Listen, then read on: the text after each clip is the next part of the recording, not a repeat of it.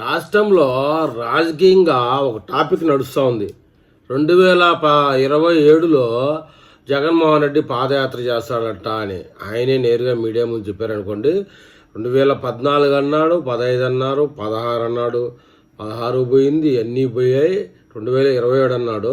నాకైతే నమ్మకం లేదు, కానీ మొత్తానికైతే ఈసారి పాదయాత్ర మామూలుగా ఉండదు అని చెప్తున్నాడు. ఓడిపోయినప్పుడు హిమాలయాలకు వెళ్ళాలని నిర్ణయం తీసుకున్నాడంట. ఫలితాలు చూసి అన్నీ వదిలేసి హిమాలయాలకు పోవాలని అనిపించిందంట మనసుకి. హిమాలయాల్లో మామూలుగా హిందువులు పోతారు, సాధువులు పోతారు, అఘోరాలు పోతారు. మరి మా నాన్న క్రిస్టియన్ అయిపోయా. క్రిస్టియన్ హిమాలయాలకు ఏం చేస్తారో తెలియదు నాకు దాని గురించి.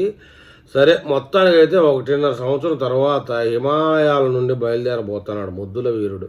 1.5 ఏళ్ల తర్వాత ఇక ఆంధ్రాలో ముద్దుల వర్షమే అని ఎద్దేవా చేస్తున్నారు ఆంధ్రుడు. ఈసారి ఇన్ని కాదంట, 5,000 కిలోమీటర్లు అంట.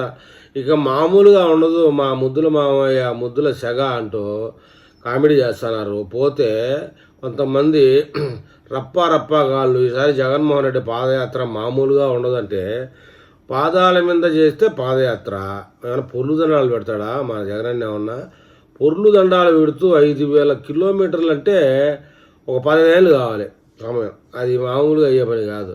మరి చూద్దాం ముందు మన జగనన్న పాదయాత్ర విషయంలో 2017 చేస్తాడా, అటు చేరి 2019కి పోస్ట్ పోన్ చేస్తాడా చూడాలి మరి.